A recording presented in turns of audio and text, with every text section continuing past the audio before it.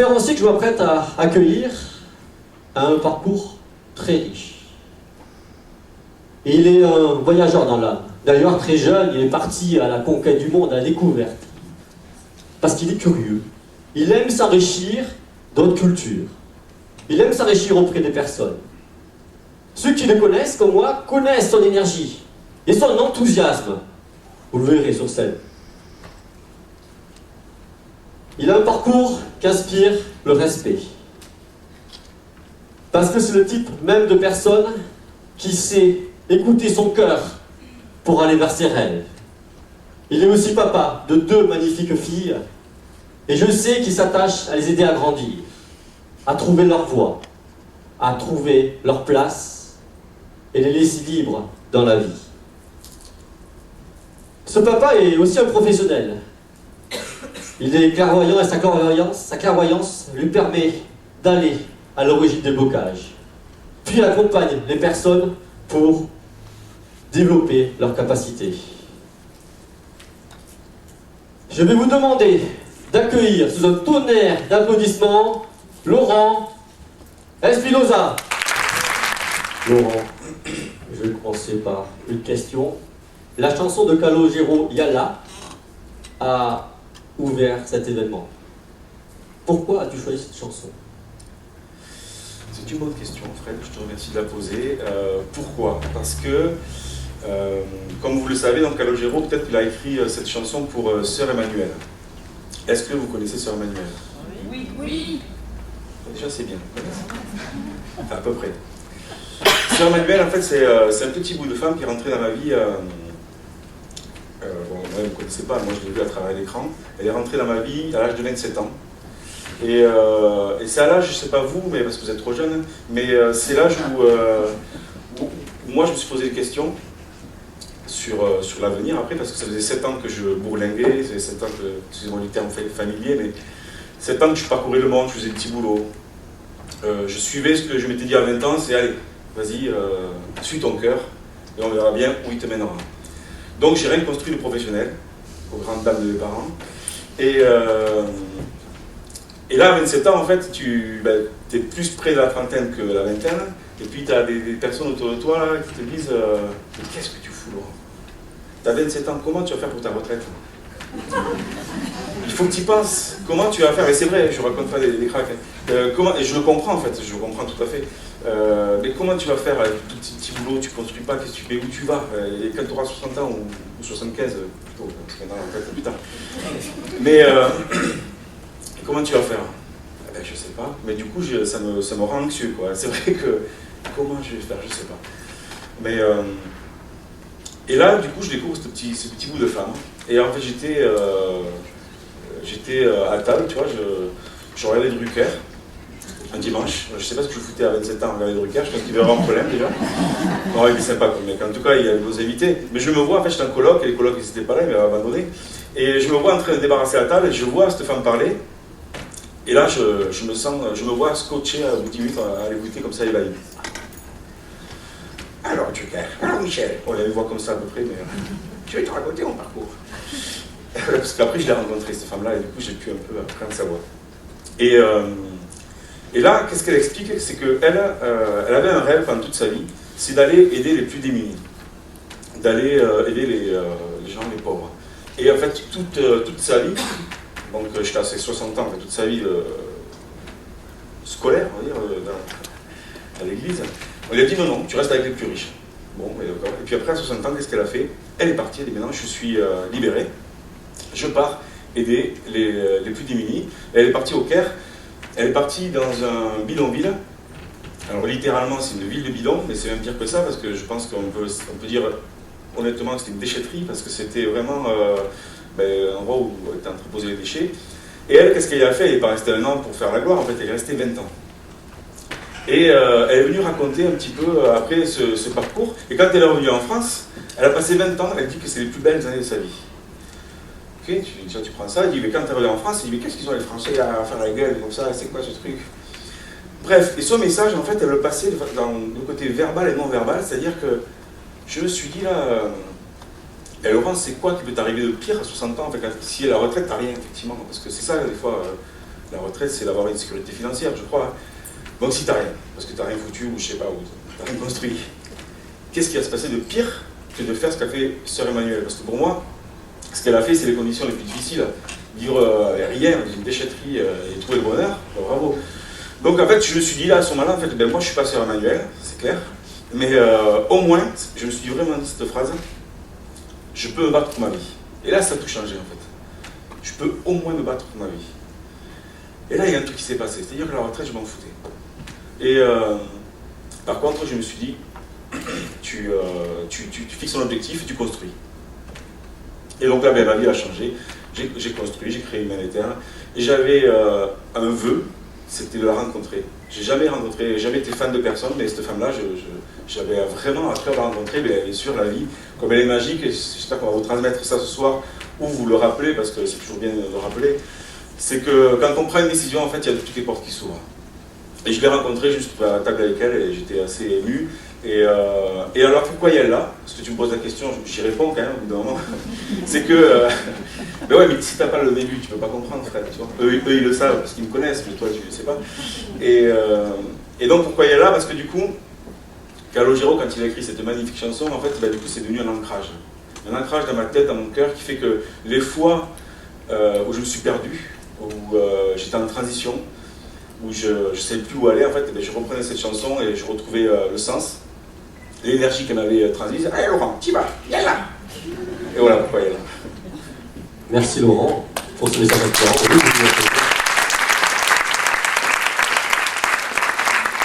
Donc une rencontre qui a été marquante dans ta vie. Et je voulais savoir aussi, qu'est-ce qui t'a poussé à organiser cet événement? Le monde changera quand chacun aura trouvé sa place. Qu'est-ce qui m'a poussé? C'est, je pense, la foi, on va dire, au départ. Je pense que c'est ça. Mais c'est c'est la continuité de mon premier livre. En fait. Le premier livre, j'ai écrit un premier livre qui s'appelle « Je crée mon mode d'emploi », qui invite les personnes à créer leur mode d'emploi pour se connaître, comment fonctionne le mental, comment fonctionne le physique, les émotions, l'espace vital. Voilà. Et quand j'ai fini ce premier livre, je me suis dit, ben, un jour j'écrirai un second. Donc, j'avais commencé à écrire en second, et là, en fait, j'étais très porté entreprise, parce que je suis assez entreprenant et je travaille beaucoup aussi avec des entreprises, donc je me suis dit, le second, je me suis dit, sera plutôt du côté entreprise. Donc, j'écris, je trouve un titre, je vais voir mon éditeur, il me dit, c'est bien, on n'en veut pas, parce que nous, on n'est pas dans l'entreprise.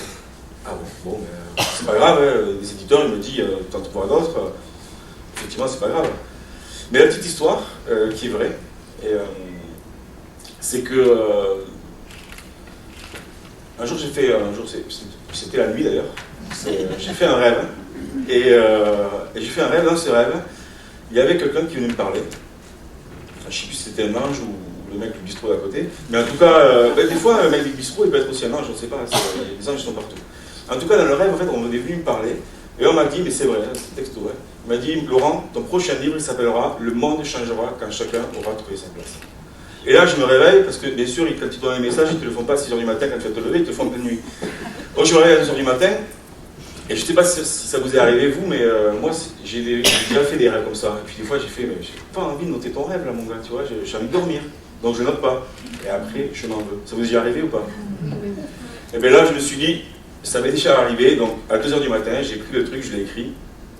Et le lendemain matin, je regarde le titre, j'ai fait, non, moi je ne peux pas dire ça.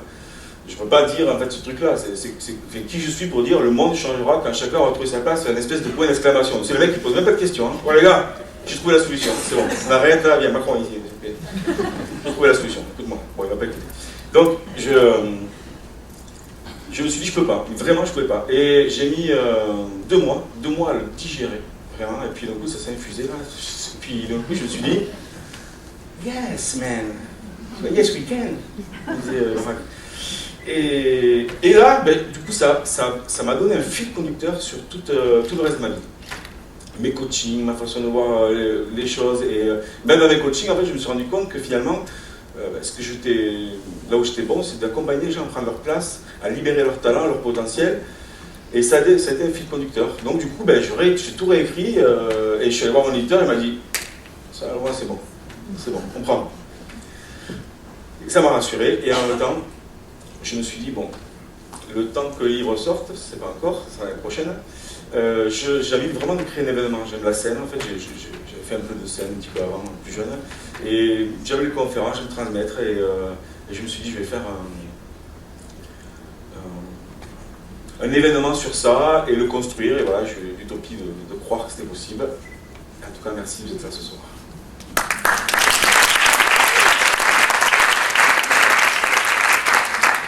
Merci Laurent, d'autant plus que le public ressent déjà avec un outil, avec un conseil en tout cas.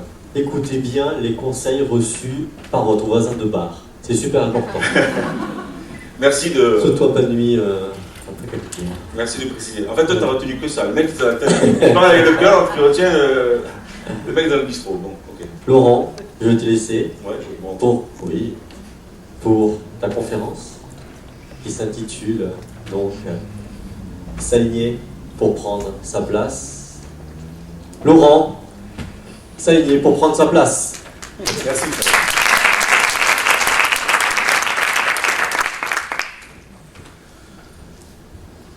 Alors là, on s'est aperçu que vous voyez rien. Donc je vous dis la phrase. C'est là où sont mes pieds, je suis à ma place. Proverbe amérindien. L'histoire, c'est que quand j'ai commencé à écrire ce livre, l'histoire de la place, en fait, du coup, j'en parlais un peu à droite à gauche. Et ouais, on me dit, mais quelle place tu parles? Moi, je suis père, je suis mère, du boulot, de quelle place? Je dis, c'est vrai, c'est pas con ça. Alors, c'est vrai que moi, je parle plutôt de la place de l'être. C'est vraiment qui nous sommes avant toutes les couches sociales, avant tous les rôles que nous avons. En fait, voilà, c'est vraiment la place de l'être. Et du coup, quand j'ai trouvé ce proverbe amérindien, en fait, je dis, ça me parle, c'est ça. En fait, de toute façon, on est toujours à notre place. Aujourd'hui, vous êtes à votre place, je suis à la mienne.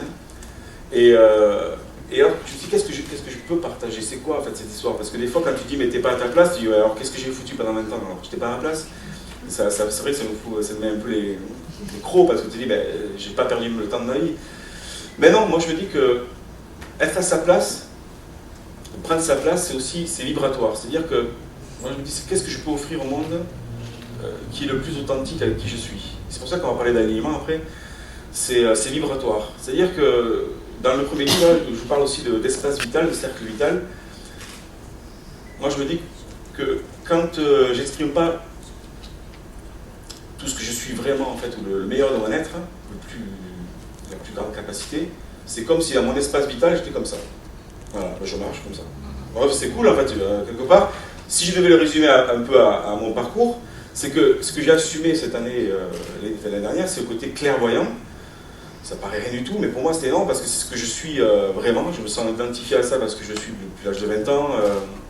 Et c'est dans mes coachings que j'utilise depuis 2013. Et c'est des gens qui me disent, mais c'est pas du coaching, tu fais, c'est d'abord ça, quoi.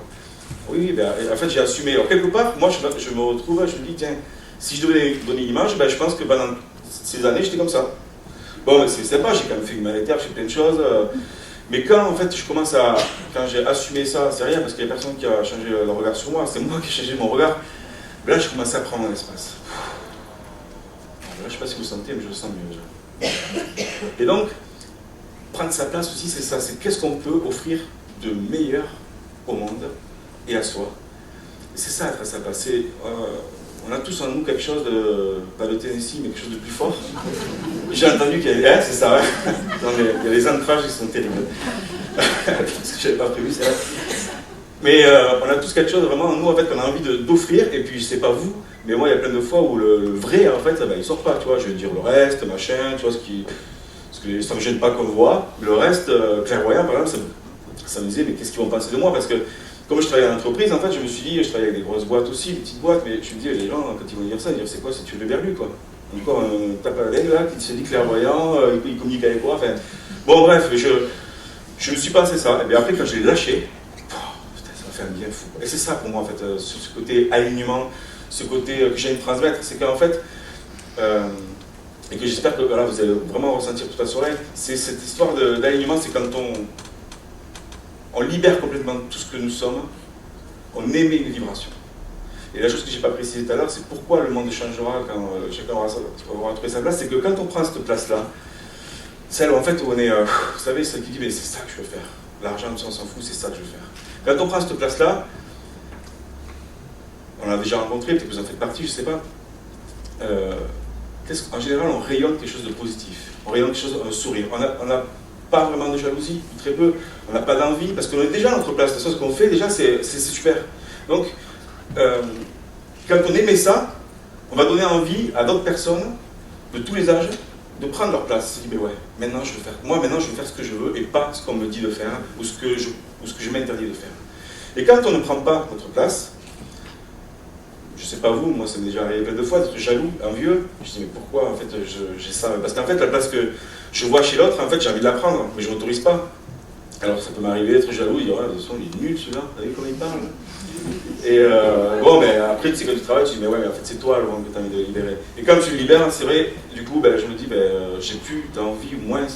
Et ça veut dire que je me sens plus juste avec les gens que je rencontre. Je dis pas que je suis bien ou mauvais, je suis plus juste. Et je crois que le monde, en fait, l'utopie de croire qu'on marche sur la tête et qu'il y a un vent qui est fabuleux, je pense que vous n'allez pas le démentir, qui est vraiment en train de bouger et qui fait que quand chacun prendra sa place, ça va bouger parce qu'on tombera les masques, on va tomber les masques, on tombe les masques déjà, et ça va émettre une autre vibration, et comme un effet domino, on sera en paix sur Terre, voilà. C'est un peu court, hein, mais... mais voilà, donc... Alex, si tu veux. Voilà, en fait, c'est quoi le truc de l'alignement? Il y a plein de façons de voir. Moi, voilà, l'alignement, en fait, je travaille sur ça. Je dis, la base, c'est qui je suis, mes valeurs. J'invente rien, en fait, je retravaille les choses que j'ai apprises, les valeurs, ma personnalité, mes forces, mes faiblesses, mes défauts, mes qualités, mon côté bon, mon côté mauvais. Et quand j'ai la base qui est claire, quand je sais qui je suis de tous les côtés, c'est pas qu'être bien, c'est accepter tous nos défauts, au maximum en tout cas, déjà je construis une base solide sur laquelle je m'appuie. Voilà. Ça, c'est moi. Ça se construit au fur et à mesure, et ça se construit. Ça, c'est la base. Et je m'aligne avec quoi? Pour faire la corde, en fait, comme l'instrument de musique, je m'aligne en fait avec mes objectifs. Moi, j'ai vu un truc, c'est que j'ai eu des objectifs, des fois, d'atteindre, en fait, quand j'avais le journal, d'atteindre, en fait, plus de parutions, aussi peut-être plus d'argent, plus de confort. En fait, à chaque fois que je faisais ça, j'ai l'impression que ça dégringolait. Et ça marchait pas, ça m'a créé des conflits, tout ça. Bon. Donc, du coup, j'ai essayé de comprendre. Et en fait, un jour, j'ai compris que pour moi, l'objectif, le premier objectif, c'était d'avoir un objectif d'état d'être. C'est que pourquoi, maintenant, je voulais plus de parutions, plus d'argent, plus de confort? Parce que si j'ai plus d'argent, je pourrais être serein. Et voilà, en fait, c'est pas plus d'argent que tu veux, c'est être serein. Ouais, ça m'a fait du bien, tiens. Du coup, depuis, en tout cas 2013, je sais que je l'ai senti là, je l'ai posé. Moi, dans ma vie, je veux être serein. Ça veut dire que déjà, j'ai un alignement entre qui je suis, je me connais. Je veux être serein. Et après, au milieu, si je mets des actions. Parce que je suis assez actif. De toute façon, comme dit la chanson, c'est là, de toute façon, une fois que tu as l'idée, en fait, il faut la concrétiser dans la matière. Parce que sinon, c'est que les anges qui vont s'amuser. Donc, comme on est là pour partager entre nous, on est là pour mettre des actions. Et c'est ce qui permet cet objectif d'état d'être, il permet d'être un curseur. À chaque fois que j'ai mis des actions, à partir de là, je fais des actions, je dis ouais, ça va me plaire, le cœur va me parler, c'est un projet qui me plaît, et puis à un moment donné, bam bam bam, voilà, ça se passe serein du tout, là, c'est pas bon du tout. Là j'arrête. Voilà déjà l'alignement entre voilà, objectif d'état d'être, qui je suis, et au milieu, les actions. Alors là, comme vous voyez, en fait, je me dis, quand je suis aligné, je me sens présent, courageux, j'ai des ressources, je suis bien, je partage. Et des fois où je ne suis pas aligné, bon, je ne sais pas si ça vous arrive, moi ça m'arrive souvent quand même, je peux avoir la fatigue, la dévalorisation, l'anxiété, les peurs, les doutes. Et ben voilà, ces émotions-là, ces états-là, en fait, ils viennent me dire, oh, t'es pas aligné là, mon gars. Ah bon, je croyais. D'accord. Et qu'est-ce que je dois faire? On va le voir après. Et du coup, c'est ça, en fait, l'alignement, c'est que quand on n'est pas aligné, c'est pas grave, mais on joue faux. C'est un peu comme si je prends un instrument de musique, il est là, s'il n'est pas accordé, ça va être sympa, mais que pour moi, parce que sinon tout le monde va se dire on arrête un petit peu là. Donc c'est ça en fait l'histoire de vibration, c'est que quand on n'est pas aligné, c'est moins agréable. Et du coup, qu'est-ce qu'on peut mettre la prochaine? J'ai récupéré ça, c'est sympa, c'est pas des mathématiques, mais quand j'ai écrit le premier livre et quand j'ai fait celui-là, des fois on me disait ouais mais Laurent, mais j'ai pas envie d'être parfait. Alors c'est vrai que c'était quand même plutôt des femmes qui me disaient ça, elles me disaient j'ai pas envie d'être parfaite. Mais pourquoi moi, je n'ai pas l'impression de dire qu'il faut être parfait dans la vie. Ah, mais c'est vrai que dans ce que je dis, j'ai l'impression de dire espèce de l'ayatollah du il faut être parfait, tout ira bien. Non, ça c'est l'oscillation. Moi je me suis dit, en fait, c'est quoi l'événement? La vie est en perpétuel mouvement. Parce que même si on est bien à un moment donné dans un travail, peut-être qu'il y aura quelque chose qui va venir nous perturber, qui va venir nous bouger. Enfin, en tout cas, il y a des mouvements sans arrêt. Et ce qu'on doit gérer, c'est cette oscillation. C'est que je me suis dit, en fait, ce que j'ai envie, moi, c'est de gérer cet écart entre l'équilibre et le déséquilibre. Vous savez, c'est comme quand on apprend à marcher, c'est pareil, quand on apprend à marcher, ben, quand on est enfant, moi je m'en souviens plus trop, mais je sais que pour lancer la jambe, en fait, il faut que le corps prenne un risque d'aller chercher l'équilibre et d'aller lancer l'autre. Et au fur et à mesure, maintenant on le sait, l'équilibre entre les déséquilibres, en fait, il se voit pratiquement plus.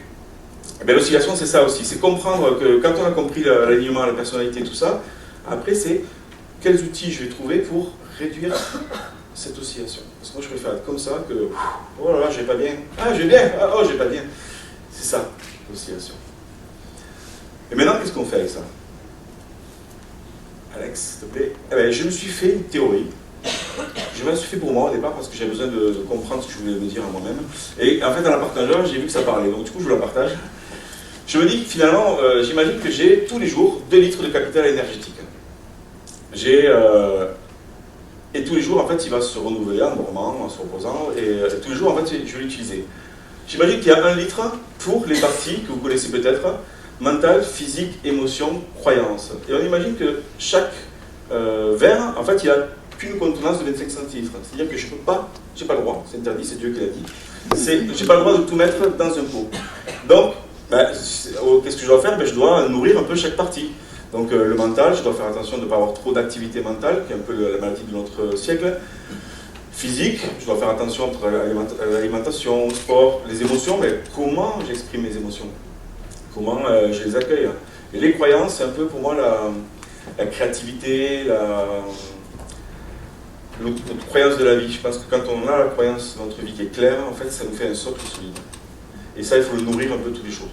Et ensuite, ça, je me suis appuyé sur les travaux de Frédéric Hudson, peut-être que vous connaissez, qui dit que voilà, pour trouver un équilibre, on a 5 domaines de vie à nourrir.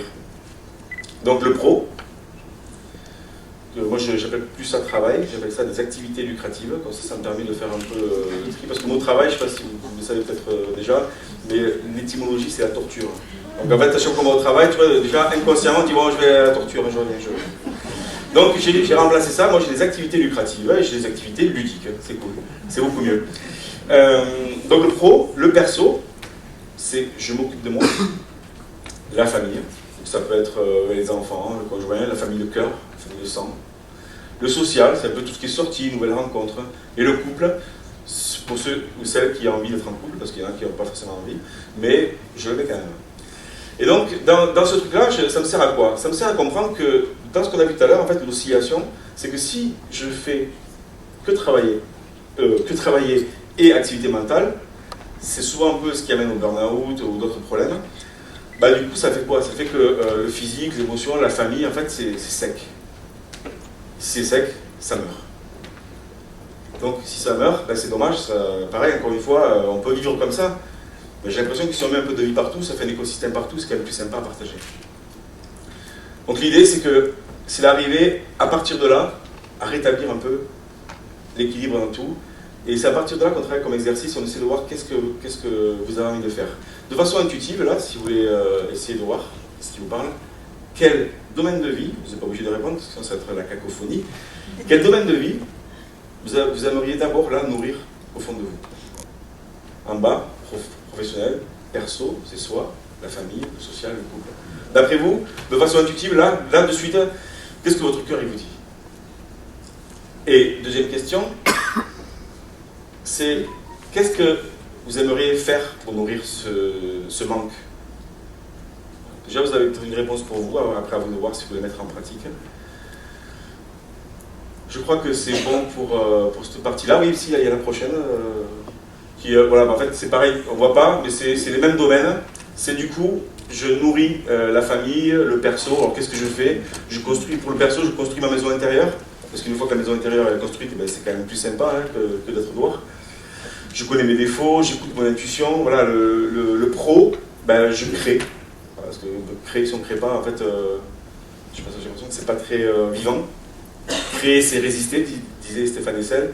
Donc, voilà, prendre sa place pour moi, prendre sa place, c'est déjà comprendre tout ça, c'est libérer un peu tout ça. C'est-à-dire, c'est nourrir, c'est dire en fait, je suis un être unique, mais il est unique aussi dans tout ça. C'est comment je prends ma place, et je ne prends pas des masques en fait, à chaque truc. Hein. C'est en fait, je suis comme ça, je suis moi, point quoi.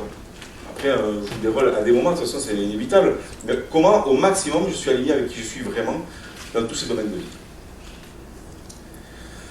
Je terminerai par un conte, pour laisser la place au prochain conférencier. Je terminerai par un conte que vous connaissez sûrement, on l'a vu tourner, retourner, que j'ai partagé avec mes filles déjà. C'est un grand-père indien qui dit, non, ça vous n'allez pas comprendre, qui dit à son petit-fils, tu sais, on a tous deux loups en nous. Je crois que vous le connaissez, mais je le redis. On a tous deux loups en nous. On a le loup blanc qui aime partager, qui est dans l'amour, qui est dans la joie, qui a de bonnes émotions. Et on a le loup noir ou gris selon les contes. Et celui-là il est dans la colère, dans la jalousie, dans la haine. Donc le petit-fils il dit mais comment je peux savoir lequel j'ai en moi? Celui que tu nourris. Donc n'hésitez pas à nourrir vos belles parties, et attention le jeu de mots, et je vous dis à tout à l'heure, en tout cas merci beaucoup. Personne, tu as trouvé cette inspiration auprès d'elle. Est-ce que tu peux nous en parler? Qui ils sont et qu'est-ce qu'ils t'ont appris? C'est les personnes que je vais présenter après, c'est ça en fait, tu m'avais pas dit ça? Oui, non, je vais présenter, en fait, il y a plein de personnes qui m'ont inspiré, qui m'inspirent encore. Moi, je suis un grand fan de biographies. Je dévore des biographies parce que j'adore le concret, les histoires un peu extraordinaires et en même temps qui sont simples. Et donc, ce soir, je voulais vous partager trois histoires de vie que je trouvais intéressantes et qui, je l'espère, vous inspireront aussi. Et donc, on va lancer le PowerPoint après, mais je voulais ajouter un petit truc, Frédéric, si tu le permets. Je t'en prie, Laurent. Juste 5 minutes. C'est que, en écoutant aussi Sonia Slamé, aussi Jean-Christophe, partager tout son savoir, je voulais rajouter sur la vision, en fait, pour moi, de prendre sa place en écoutant la vie, en étant... moi, je prends souvent une comparaison avec la musique. Donc, c'est vrai que les séminaires, c'est souvent prendre sa place et jouer sa propre symphonie. Et donc, j'imagine que pour prendre sa place, en fait, il faut jouer avec la vie. Et jouer avec la vie, c'est quoi? J'imagine qu'il y a une guitare à côté de moi, parce que j'aime bien la guitare, mais ça peut être n'importe quel moyen, quel instrument. Et en fait, elle peut être à côté de moi toute ma vie et je n'apprends pas à jouer. Bon, ben, en soi, c'est pas grave. Hein. Je peux passer la vie comme ça. Par contre, si je commence à me dire, ah ben tiens, une guitare, c'est que c'est pas un hasard, et je vais commencer à vouloir en jouer, il va falloir que j'apprenne le solfège, les notes, les musiques, et que je passe des heures, il va falloir du temps. Mais une fois que je vais maîtriser ça, et c'est un peu ça, moi, l'animal, la personnalité, tout ça, c'est jouer avec la vie, c'est une fois qu'on apprend à maîtriser un peu qui nous sommes, nos dons, nos intuitions et tout ça, et bien comme la musique, c'est on crée à l'infini. Alors c'est vrai que voilà, prendre sa place, pour moi c'est ça, c'est créer, c'est un peu partir en terre inconnue, mais le problème c'est qu'il n'y a pas Frédéric Lopez, mais c'est ça l'intérêt, c'est d'aller sortir un peu de son cadre habituel et d'aller créer. Voilà ce que je voulais partager avant de... Merci Laurent. Donc la transition est faite. Je vous laisse avec Laurent pour la dernière conférence. Allez, je fais peut-être 3 petites biographies. Alors, ce n'est pas Martin le Pêcheur, c'est Thor Heyerdahl. Vous connaissez ou pas? C'est un anthropologue norvégien qui a étudié beaucoup de temps en Océanie. Et quand il était avec le peuple Océanie, c'était en 1940, comme ça, à cette époque-là, en fait, tous les manuels d'histoire disaient que le peuple d'Océanie a été peuplé justement par des personnes qui venaient de l'Ouest, donc plutôt de la Chine. Et lui, quand il était anthropologue et qu'il parlait avec le peuple, le mec il dit non, nous, toute notre histoire, notre passé, en fait, elle vient de l'Est. C'est-à-dire qu'elle vient d'Amérique du Sud. Et là, ça le trotte, en fait. Il se dit, mais comment se fait? Et en fait, il dit, mais oui, en fait, c'est vrai que le peuple d'Océanie a été peuplé par l'Amérique du Sud. Donc il revient en Norvège, tout fier et tout content, il dit, ouais, c'est bon, j'ai une théorie, et ça, c'est sûr que c'est vrai. Le peuple d'Océanie a été peuplé par l'Amérique du Sud. Tous les scientifiques, tous les gens, écoute, c'est arrête, c'est n'importe quoi ce que tu racontes, ce n'est pas possible. Tous les grands scientifiques ils disent que c'est pas possible parce qu'il y a 1500 ans, il n'y avait pas de bateau. Donc comment ils ont pu aller peupler l'Océanie? Et lui, il y croit à son truc. Il y croit, il va y avoir même National Geographic, tout ça, mais tout le monde se moque de lui. Et il trouve... et il dit, ben si, voilà. Vous voyez un peu avec la photo un peu floue, il dit si, je suis certain qu'ils ont construit les bateaux. Alors c'est du bois de balsa et de la corde. Donc le mec, il a construit le truc sans clous, sans rivet, sans rien. C'est avec du bois de balsa et de la corde, et il dit, je vais vous montrer que c'est possible. Et là, il prend une équipe de barjots comme lui, et du coup, ben, il y va, bien sûr contre toute la vie de tout le monde, et il a réussi effectivement à démontrer qu'il y a 1500 ans, en fait, l'Océanie a été peuplée par l'Amérique du Sud, ce qui à l'époque était incroyable en 1950, parce que vraiment, ils n'y croyaient pas, ce n'était pas possible que ce peuple-là puisse traverser avec du bois. Du bois, ça coule, quand le bois, ça prend de l'eau, ils ont fait 8000 bornes. Hein.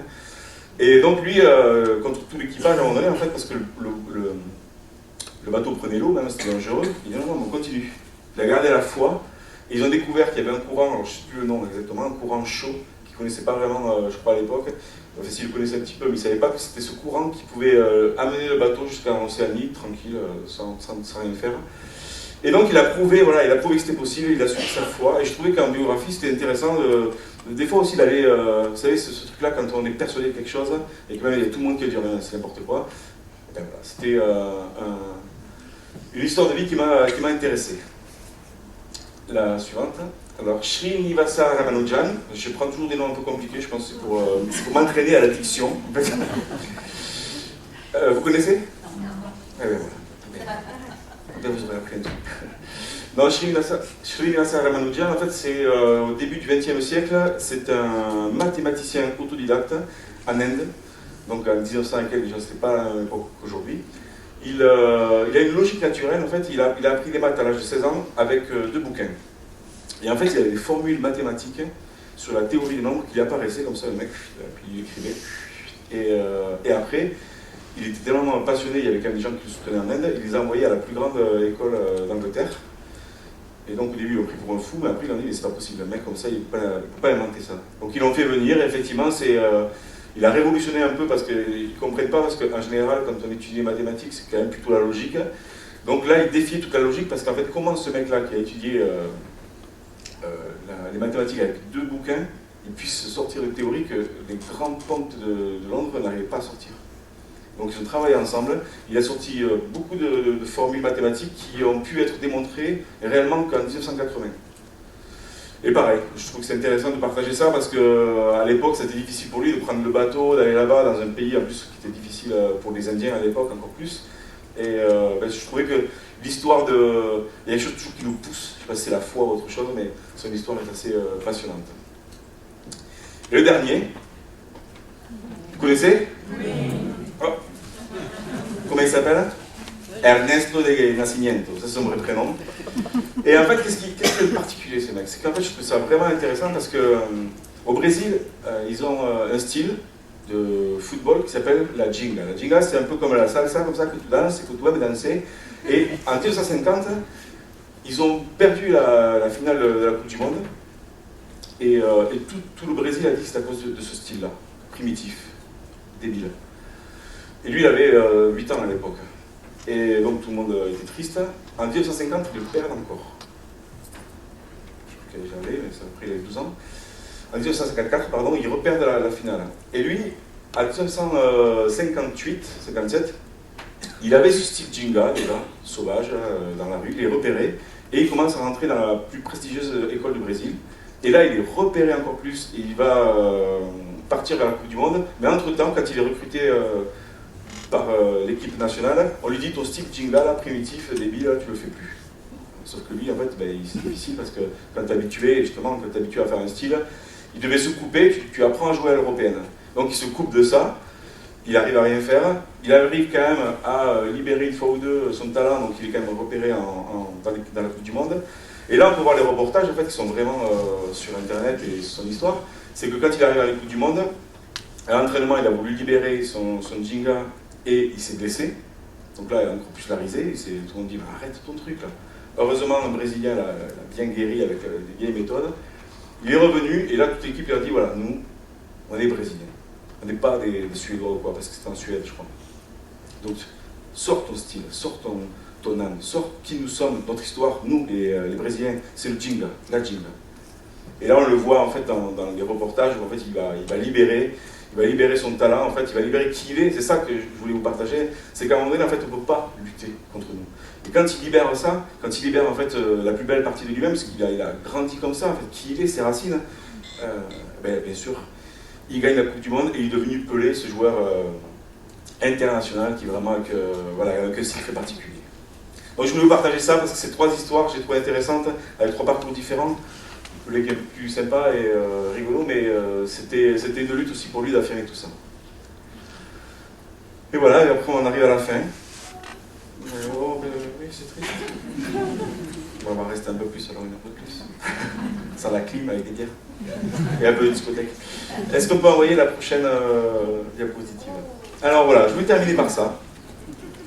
Parce qu'un ciel étoilé, c'est beau quand même. Enfin, c'est subjectif. C'est subjectif, je partage ça. J'ai l'impression qu'on le partage quand même plusieurs. Et quand il n'y a pas d'étoiles, c'est moins joli. Quand il y a des étoiles, en fait, c'est quand même beau, je trouve. Et si j'imagine que chaque étoile, c'est une personne, c'est vous, ben, je trouve que ce ciel, voilà, il prend toute son ampleur. Si chaque personne, en fait, s'illumine, elle prend sa place dans le ciel. Si on peut montrer l'autre étoile, voilà. Et là, j'ai trouvé intéressant parce que je me suis dit, ah, en fait, là, il y a encore plus d'étoiles, encore plus de lumière. Et je trouve que c'est encore plus beau. Ça veut dire qu'en fait, plus on prend notre place, plus on brille de nous-mêmes, plus en fait le ciel est magnifique. Plus vous offrez la plus belle partie de vous-même, les plus belles parties en fait de ce que vous êtes, de votre âme, de votre être, ben, plus le ciel est magnifique. Il y a la place pour tout le monde. Sauf qu'il faut briller. Donc je vous invite à briller. J'espère que vous allez continuer aussi à me partager, à vivre quelque chose, à libérer cette force, parce que c'est en libérant tout ça qu'on changera le monde. Merci.